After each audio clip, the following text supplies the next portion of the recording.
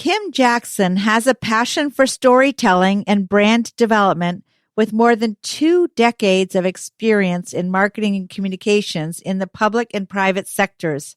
She has worked in various industries, including health and fitness, skiing, snow sports, travel and tourism, and most recently in the nonprofit sector. She has experience in brand building, storytelling, and messaging. Her work spans from writing hard and featured news stories as a reporter for the Boston Globe and the Gloucester Daily Times to being the PR director and communications manager for a large corporation in Boston and for Killington Resort, among others. She has placed stories in the New York Times, the Wall Street Journal, the Boston Globe, and Boston Herald, as well as Sports Illustrated, plus hundreds of local, regional, and national publications and social media outlets. She holds a BA in journalism from the University of New Hampshire and enjoys skiing and outdoor activities. Welcome to the PR Maven Podcast, a podcast all about growing your network and building your brand through traditional and digital networking techniques. I'm Nancy Marshall, the PR Maven and CEO of Marshall Communications. I've been strengthening brands through PR for over 35 years, and now I'm celebrating the success of executives, influencers, business owners, and entrepreneurs from all around the world, all of whom have cultivated their brands and broadened their networks through traditional and digital networking methods. Each week, I interview one of these interesting and influential individuals and provide an opportunity for you, the PR Maven Nation, to gain insights from their strategies and stories. So stay tuned for this week's episode, and thanks for listening.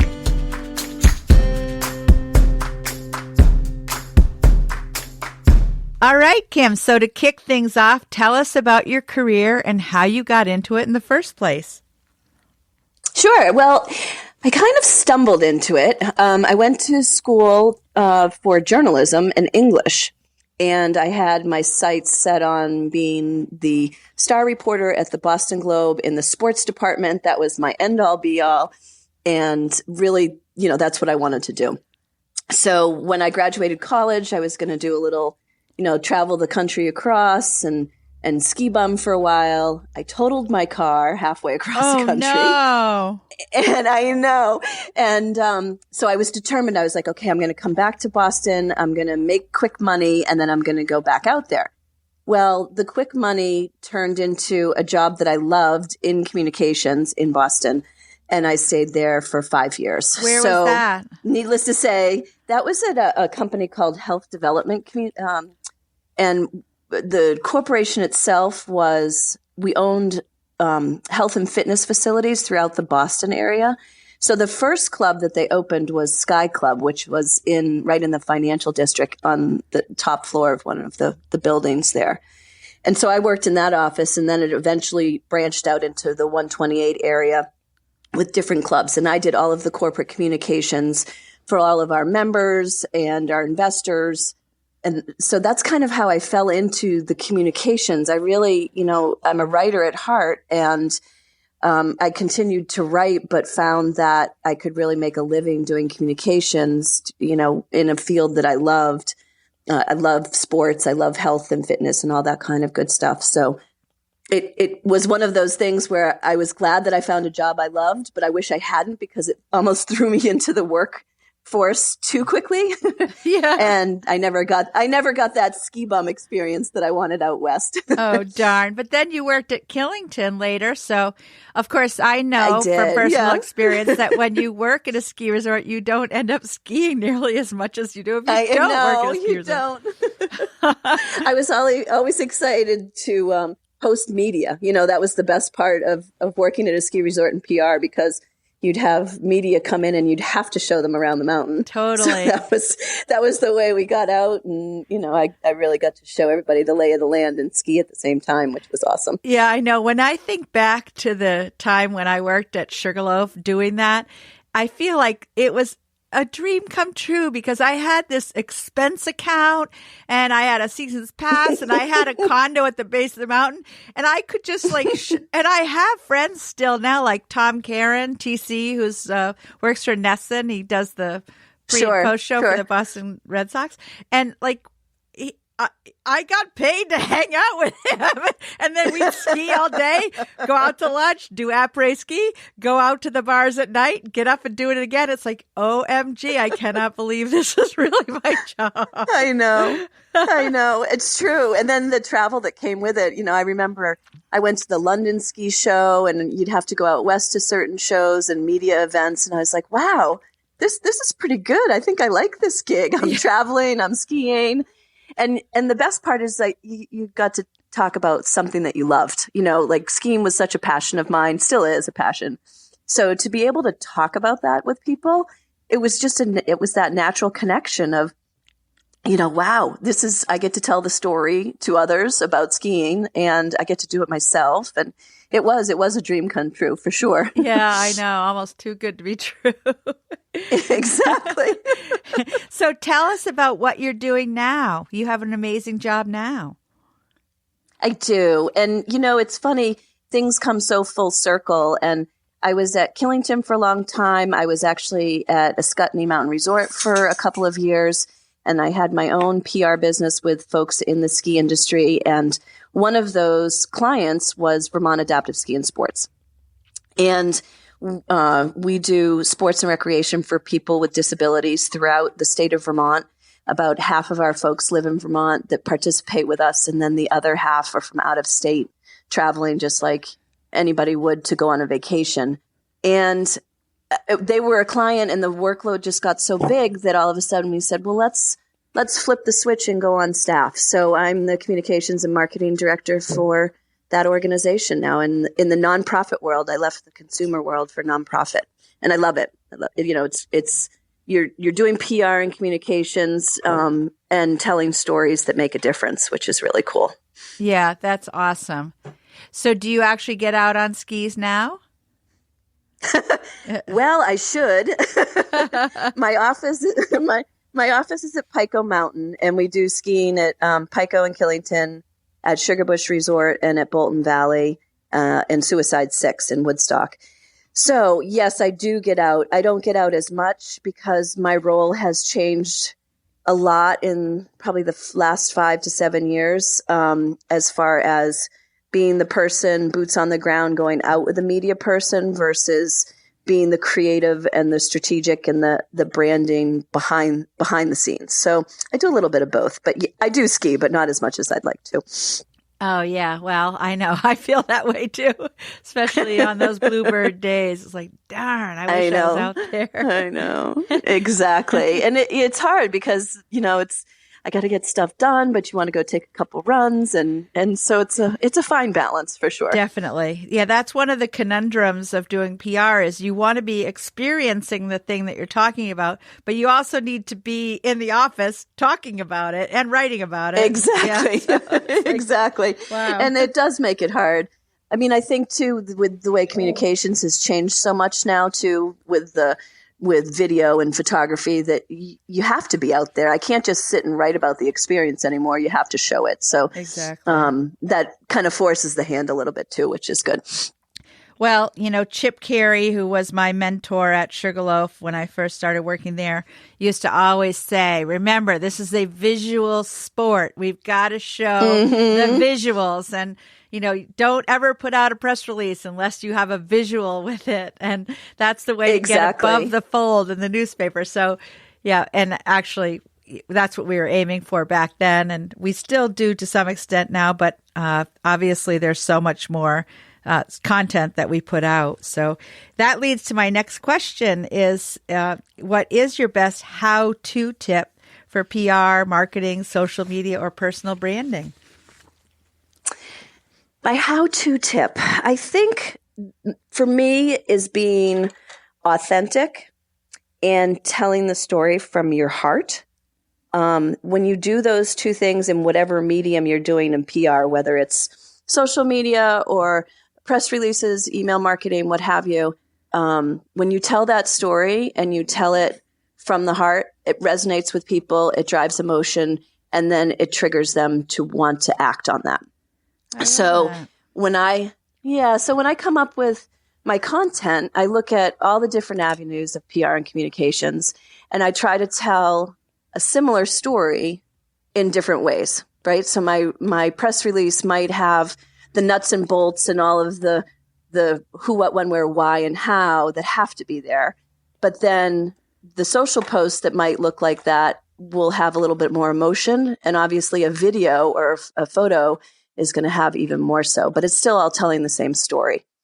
So I think keeping that consistency of your message and what you're trying to say or what you're trying to pitch in whatever channel you're using is really, really important. Well, obviously, yeah, that's the foundation of a brand, is the consistency of the messaging. Exactly. And, doing the work with Vermont Adaptive, obviously you have a lot of compelling stories to tell. I'm sure people that overcome challenges because, they all of a sudden they can glide on snow, whereas they might not have thought that they could, considering their disability or having had an accident or something. I mean, tell me about how you handle that. It's a very fine line, and it took me actually a little while to kind of break through my I don't know if it's perception's the right word, but trying to break through I have to tell a story about one of our athletes or maybe one of our volunteer instructors, and I have to tell it in a way that pulls at emotion, but doesn't become an inspiration, because people with disabilities are not our inspiration. That's not why they do what they do, why they go out and do sports, or why they go out and ski, for instance. They ski because they want to ski, and they want that same, thrill of feeling a great turn in fresh corduroy after the trail's been groomed, or, feeling the wind in their face or the sun. They want that same experience, just like you and I do. So we tell the story more of how do we adapt either the equipment or the instructors on the lesson might tailor it differently to meet the need of the disability so they get the same experience, but without showing that, oh, wow, look at that person did that. What an inspiration he is. Because that's not what we want to convey. We want to convey that anybody can participate and anybody can play and have a great time doing it. And you can do it with your friends and family, whether you have a disability or whether you don't. So it's a tricky line to walk, because obviously when you see somebody in a mono ski or a sit ski who's ripping down a trail, or there's a video that's been pretty viral of Trevor Kennison, who did a drop into Corbett's Couloir out at Jackson Hole on a mono ski. So if you haven't seen that, look that up. No, I haven't. It's kind of crazy. Trevor Kennison. Okay. Trevor Kennison. Yeah. And he's an amazing skier, and he drops right into Corbett's on a sit ski. And it was part of the Kings and Queens event that Jackson Hole hosts every year. And anyway, something like that, of course, it feels and looks inspiring, but frankly, anybody who's dropping into Corbett's is inspiring to me. Exactly. And maybe a little crazy. I really don't care what you're skiing on. I've kind of stood over the lip of that, and that was enough for me. Yeah, so. I don't think Nancy Marshall's going to be going into Corbett's Couloir. No. But I'd love to watch Nor the is video. Kim Jackson. Love to watch the video of Trevor. And we'll put a link in the show notes to that. So, it's a tricky fine line, but at the end of the day, my goal is to be able to tell the stories of our athletes, our participants, our volunteer instructors, so that other people want to come and recreate, because we believe that everybody has the right and ability to recreate and play in the outdoors. And that's, for Vermont Adaptive, that's our message. So I try to make sure that gets in the story without too much of the, we call it, it's a disability porn, so to speak, like trying to put, all this inspiration and empowerment and all this crazy stuff into something where the person who's actually in the video that's not what they're thinking. They're out there because they want to ski or they want to be mountain biking or what have you. And so it's important in my world to be able to distinguish those kind of things within my stories. So do you have some kind of an established framework for your stories so that you don't fall into that trap of the inspirational, but when I talk with our athletes or we, do video, what have you, I want to know about them. Like, who are they? I don't really care about their disability. We don't talk about the disability. We don't ask, questions or how long have you had this injury or, how long have you been paralyzed or what have you. It's really just like, who are you? What do you love to do? And more about the person and that storytelling about a profile of a person versus, focusing on that disability and what do we have to adapt to get that person to be able to ski with, maybe they have a prosthetic and they only have one leg and the other's a prosthetic. Are we going to put them in what we call a 3-track where it would be one ski with some outriggers, or is it going to be a 4-track? Like, that's not part of the story. The story is, oh, well, this person's actually a doctor in Boston and they're working on some crazy research or what have you. That's the story. That's the person. And that's the story we want to tell so that it shows anybody can participate. It doesn't matter who you are. Sports is for everybody. Nice. I like that. I like that because, yeah. I mean, everybody's got something. And so, I mean, we absolutely, our disabilities might not be that obvious, but we all have challenges.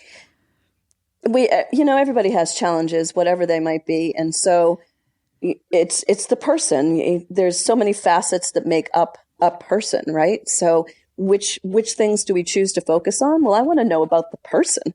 I want to know what makes them tick and what they're passionate about and why did they decide that they wanted to go on a ski vacation? That's what's important. How did they choose that? Or why do they like canoeing and kayaking so much? Or what's appealing about hiking to them? Just like, I love to hike because it's quiet and there's, hopefully you're out of cell range and, there's certain things that make me tick. And so it's fun to learn about other people and what makes them tick. And that's what the story's all about. I love that. That's awesome. So how do you measure your success in all of this PR, social media, and marketing that you're doing for Vermont Adaptive? Well, storytelling and PR don't necessarily produce ROI, right? Like direct sales do or what have you. So it's tough. There's social media and your web analytics, and you can look at it that way. And I do look at that to some degree, but what I really do is look at how that reader has reacted to the story or how they've reacted to the video based on the emotion and how they react to the call to action that's in there because of that emotion. It's tricky. It's definitely tricky to measure it. And I measure it kind of generically because our programs continue to grow and grow and our reach is much more national than it ever has been. We're not just Vermont Adaptive. We're not just here in the Northeast. We're recognized throughout the country as one of the top adaptive sports programs. And so that's part of my measurement is making sure that our brand stays at the top of that. And when I feel like we're starting to slip a little bit or, it's like the ski industry competition. You're looking at others. You're definitely seeing what others are doing. And National Ability Center out in Park City is kind of my role model and my go-to. And if I'm staying at a level where they are, I feel like that's a good benchmark for me as far as what they're doing with their communications and their marketing. So, true measuring, it's tough. I do look at my web analytics and just see, what drove traffic versus what didn't. And the same with the social media. Videos get way more traffic than anything else. And if I'm posting something promotional, like promoting an event or a fundraiser, the reaction is much less than if I'm posting a photo or a video of somebody having a great time doing a sport. And even more so when the story drills down right to that person and the story's told. That seems to be what really sends the spikes, especially in social media. Well, that's a perfect segue into my next question, Kim, which is, how would you recommend someone link their passion for their story back to the brand? I think it kind of goes hand in hand. I look at my professional life and my personal life, and it's so blended. And I think anybody, yeah, I know, exactly. And anybody, I think, who either enjoys PR and communications, is good at it, is passionate about it, there has to be some link between professional and personal that goes beyond just I love what I do. If you're in the PR world, you're your own brand, and you're carrying the brand of whatever it is that you're promoting. And so trying to make sure that those two worlds mesh together, I think, is super important. Making it organic, so that the lives overlap, and being involved in the industry, whatever that industry is that you're in, keeping you connected that way. So that the two jive together. Yeah, I like that. And that does lead to authenticity. It does. And at the end of the day, especially in today's world, I think, being authentic, transparent, and true to what you believe in, it only makes your story resonate more. It just does by default. Yeah, right. Exactly. So obviously PR, marketing, and social media have changed drastically over the course of my career, and I think yours maybe to a lesser extent. But what techniques? I don't know. It's changed for sure. What techniques? I mean, you talked about video, but what techniques are you using now that you were not using when you first started out?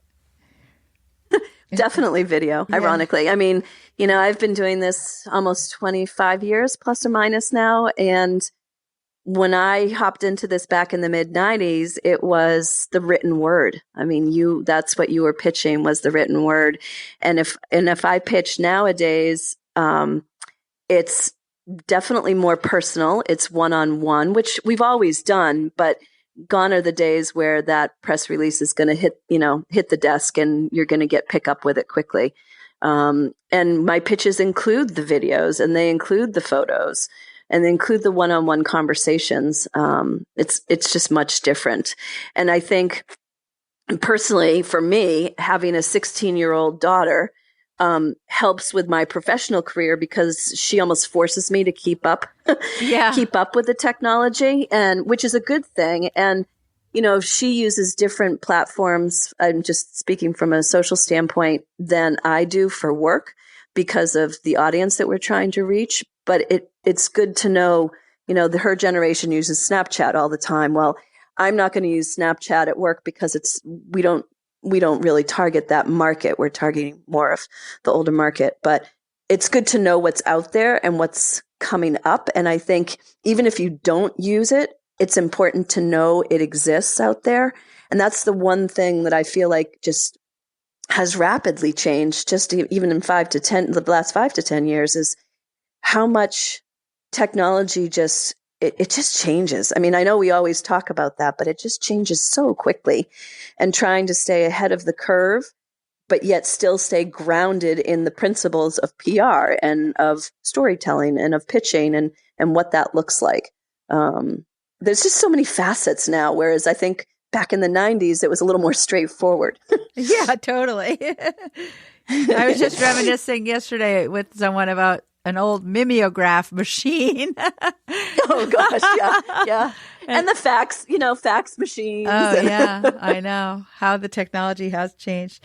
But you mentioned something that I want to talk a little more about, Kim, and that's your pitching, and you're using video and photos in pitches.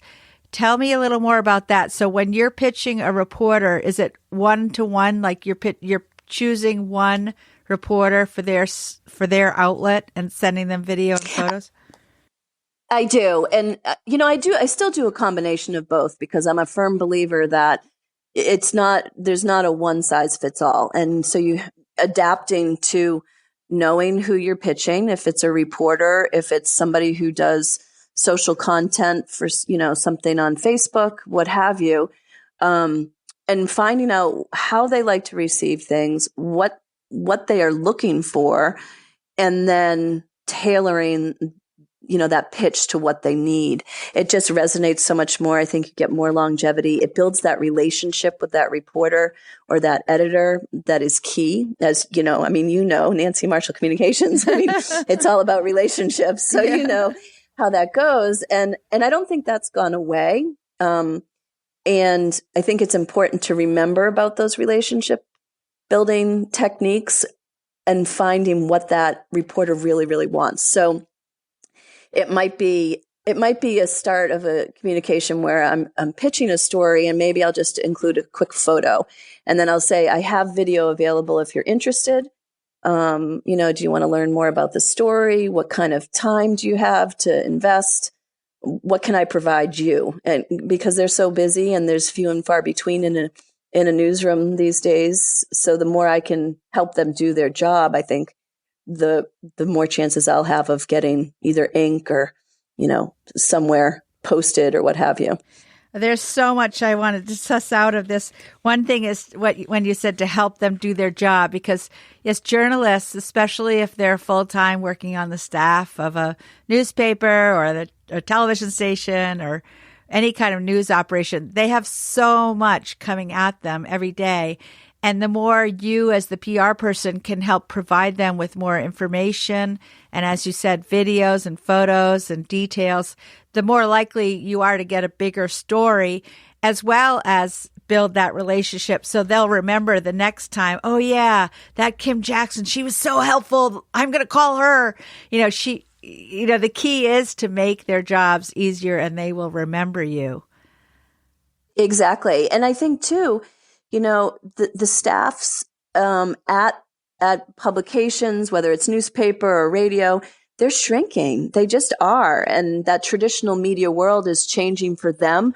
They're trying to keep up with what's the latest trend and how they're going to put out their news. And so it's my job as the PR person to almost stay ahead of that, to anticipate what are they going to need and how can I get that to them quickly. So that then, in a weird way, it kind of makes them look good in front of their editor, because then they bring to their editor a package of like, I've got this great story. I've got all the pieces. It's, here we go. And it's just, to me, it's a win-win for everybody. And then it just, as you said, continues that relationship. So the next time around, they think of you first. And that's important. I remember one time I was working with a reporter in New York City, and I provided examples not only from my own client, but also to others in the industry. And I can't remember exactly who it was, but he said, this is so amazing that you're actually giving me information on your client's competitors. But I realized that having 3 examples was going to help his story so much more than for him to have to identify who the competitors were and call them himself. So I think you're spot on when you say, remember as a PR person, just to be helpful. I've even, with some of my employees, said, we are the servants of the media. And some of my employees don't really like that. They don't like to think of themselves as servants. But you know what? If that helps get stories, I don't care. Exactly. That's what you are. Well, and I think back to my days as a journalist. I was a reporter at the Gloucester Daily Times, and then I did some work for the Boston Globe back when they had a Manchester, New Hampshire bureau, which that's long defunct. But I think about that. And when I was on the journalism side of it and on the reporter side, what did I need? And who made my job easier for me? Those were the people I was going to go to find, information. Those were going to be my sources. Those were my people. And I think we do that just organically in our daily work lives, right? Who do you network with and who do you connect with that's only going to make you do your job better? And if you think about, that's how a reporter is thinking.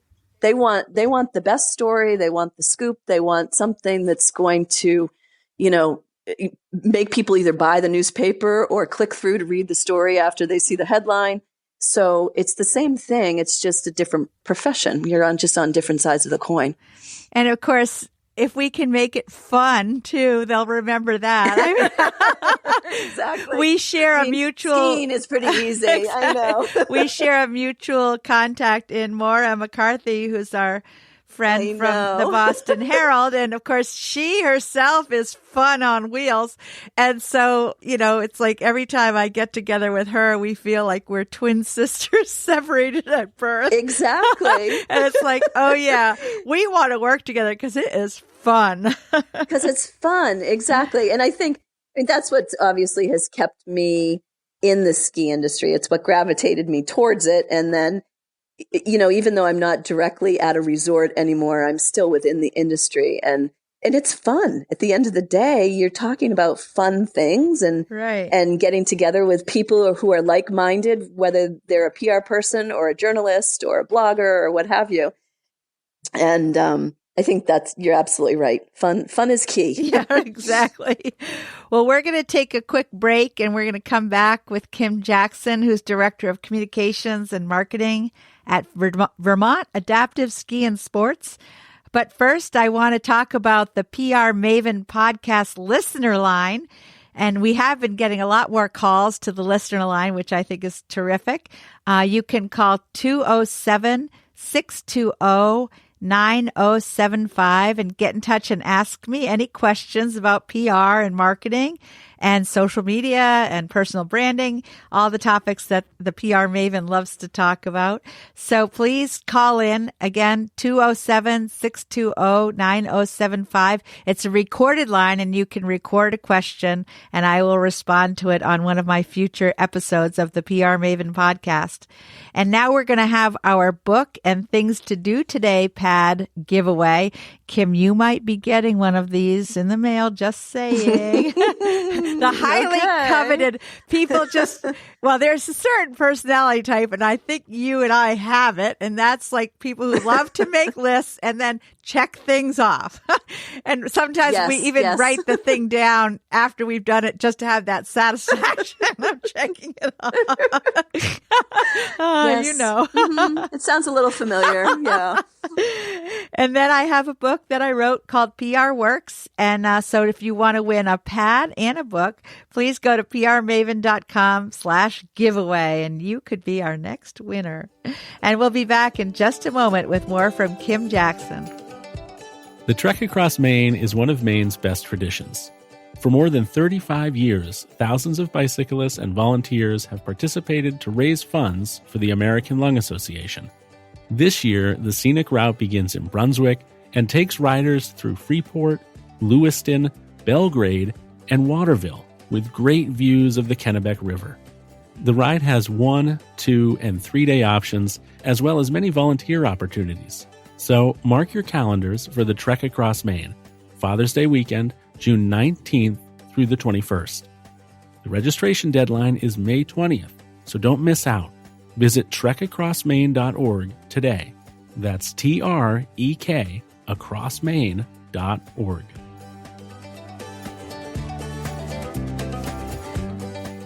Welcome back. And today we're talking with Kim Jackson, Director of Communications and Marketing at Vermont Adaptive Ski and Sports.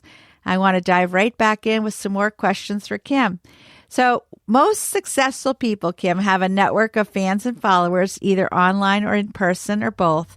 Tell me how you have built your network of fans and followers, and has it been a conscious goal or has it happened on its own? Well, it definitely hasn't been conscious. I think it's been fairly organic. And I think it goes back to what we were talking about of, these like-minded people just having fun. And my network, again, the professional and the personal life just overlaps so much that that's kind of how the fans and followers and the network have developed. Just people who enjoy doing the same thing that I do, whether it's professionally as a PR person or as a storyteller, whether it's personally as a skier. And that's really how things have developed for me. I haven't really ever marketed myself, my brand, because it's just kind of come hand in hand with what I do professionally. I do think that going outside of your network is really beneficial. I found that jump when I've gone into the nonprofit world. I was so hyper focused on the ski industry, and being within that industry and even the adaptive sports industry.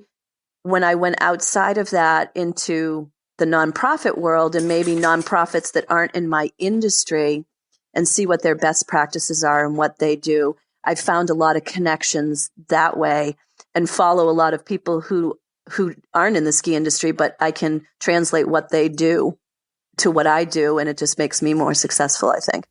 Yeah, that's a very good tip to go outside of your network. And one thing I have found with this podcast actually is tapping into people who themselves have large networks and followings, because then when they share the interview with their people, that helps grow the PR Maven Nation. So exactly. It's just, I think it's that, that kind of organic, it just, the trickle effect, right? Of, one person knows one person and then you connect and you connect. I mean, I look at it, it's funny. It's traditional networking. It's just on a different platform now. And we network the same, but different. Right. Exactly.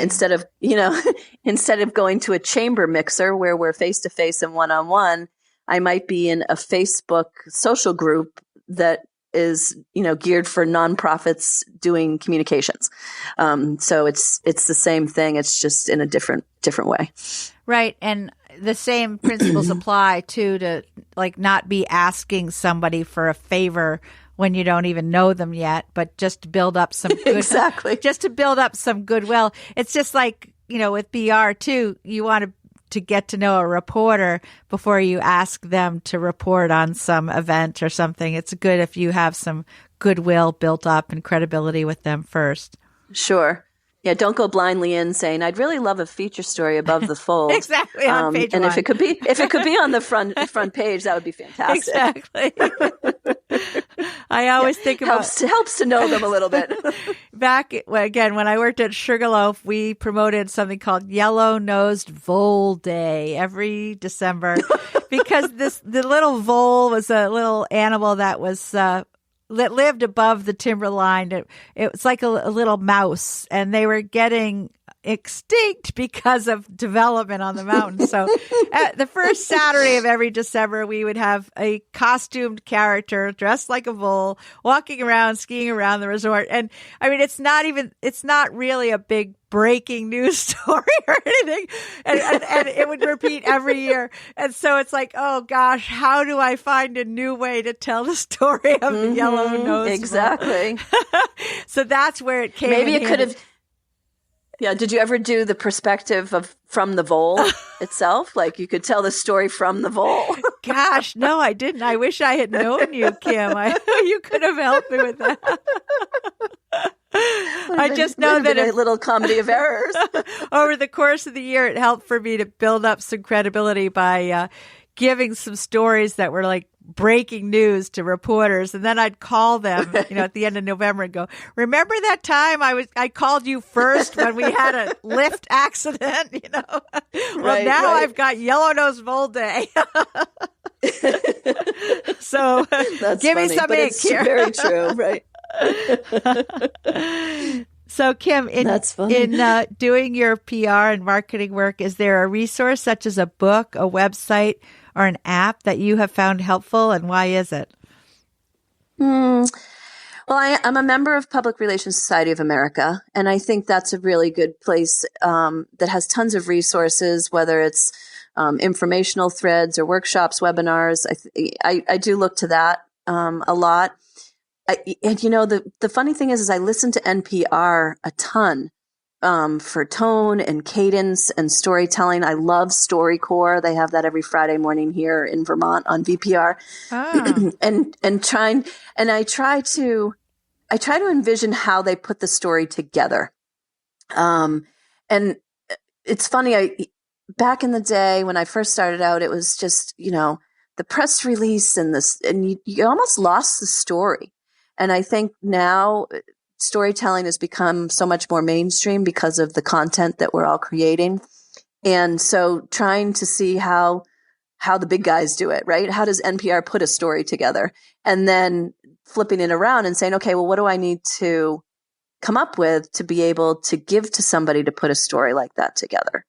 So those are kind of a couple of my go-tos. I mean, I do have some, things on Facebook that I look at every once in a while, but PRSA has a lot of great stuff in it, and I do use that a lot. And then there's one other thing I went to a couple of years called the Nonprofit Storytelling Conference, and this year it's coming up. It's every October, and this year it's going to be in Chicago. And I don't think I've ever been to a better conference in my life. And even though it was nonprofit, I think if you were working for a for-profit company, it would still be well worth going to. Just talking about, again, this obviously the storytelling aspect of things, but I had so many tips and takeaways and best practices from that conference that it's at the top of my list from anything I think I've ever attended. So that could be something that somebody might be interested in looking at too. Oh, that's great. We'll put a link to that in the show notes as well. That sounds like a great conference. Yeah. I love going to conferences because, well, of course, I just love meeting new people and learning. No, shocking. And learning new things. And I just get so excited when I get to go to a conference. I know.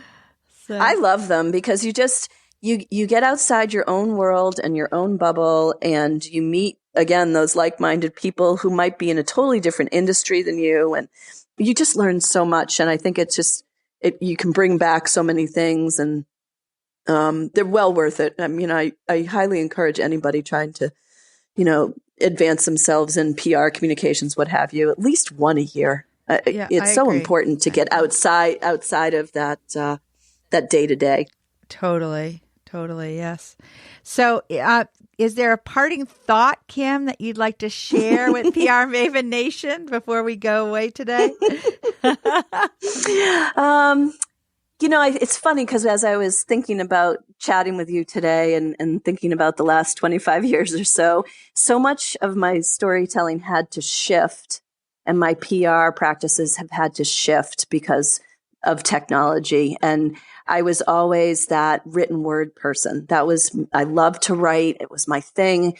And now I feel like either the written word exists, but there's, only 140 characters or whatever. Like, you can't use a lot of words anymore. And how I'm changing that pitch from the written word to using more video and audio, it's just changed so much. And I feel like you have to stay ahead of it, and you have to kind of keep up with the trends. But at the end of the day, it still comes back to that storytelling. And for me personally, it's trying to find a personal connection to the story that I'm telling about Vermont Adaptive. Right. And so I have a couple of stories that are personal.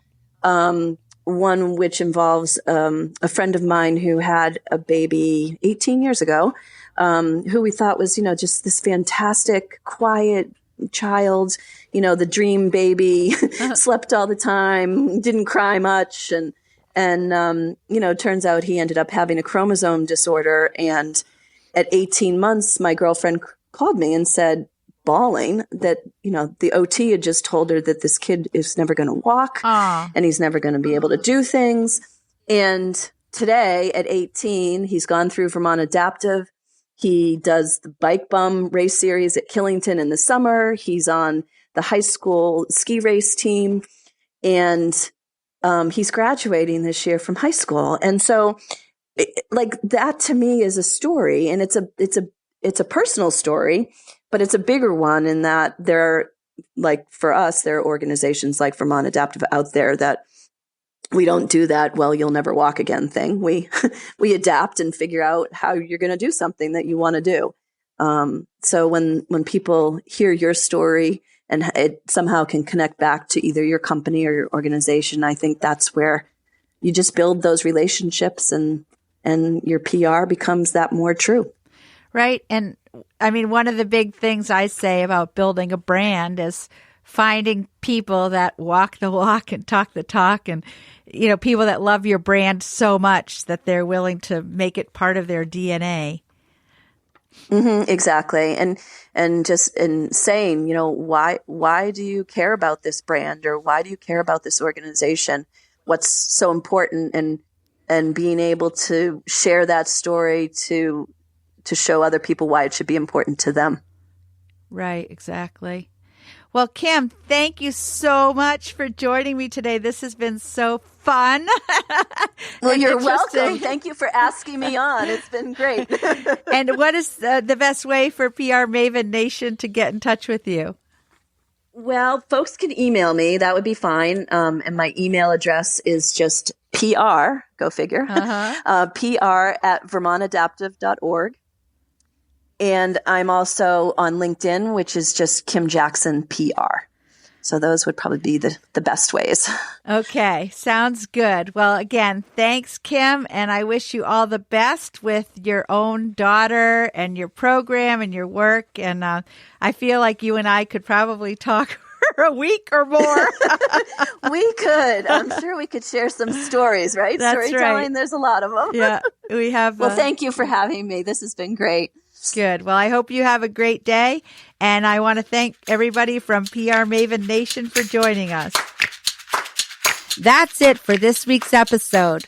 I'd like to thank you for listening. And if you feel that you've gotten value out of today's conversation, consider leaving a 5-star review on iTunes or whatever app you're using to tune in.